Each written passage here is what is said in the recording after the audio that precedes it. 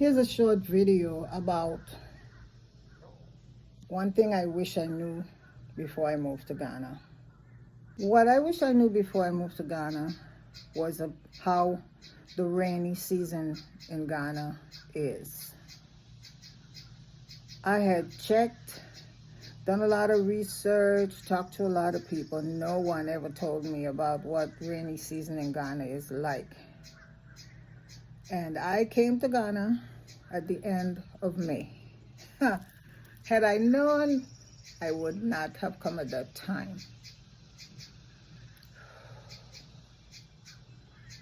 See, Ghana roads are bad, but I had come before. I was used to it. I didn't have a problem with the roads.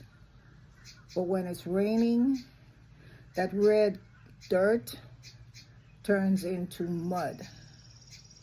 And there are mud puddles, the road's mud puddles everywhere.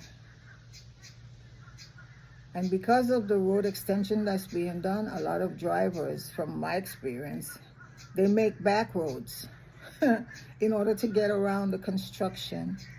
And with the constant running of those big trucks and big vehicles through those mud roads, the roads become mud swamps.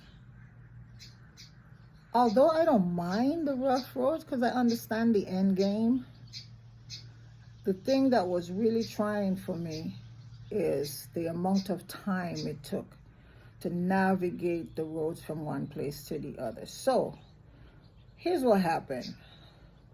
While I'm there like a month, and I get word that my father's dying, and I'm trying to come home. It took me 5 hours to get from Winneba in the central region to Accra Airport. Because of the condition of the roads, my car and driver, taxi car I got, broke down twice. Got 2 flats. And then I had to switch to another cab. And then his car broke down. He had to go find a battery. I don't know if the battery had anything to do with the condition of the road, but by the time I got to Accra Airport, the once daily Delta flight had long left. Well, maybe not long, because my flight was supposed to be for 9:30 and I got there like 11:15. So I left home early enough to get there on time. Had everything gone according to plan. Needless to say, to then find out that my dad had passed, the overwhelming grief and frustration was just so much. And I had to stay in the airport for like 10 hours before I was able to make a flight on a sister airline. And don't talk about the layovers in every airport, in Amsterdam and in San Juan. It was such a burden, so heavy for me to hold myself together until I got to my destination. And then go through the process to try to see my dad and all that kind of stuff, Anyway, I'm getting ready now.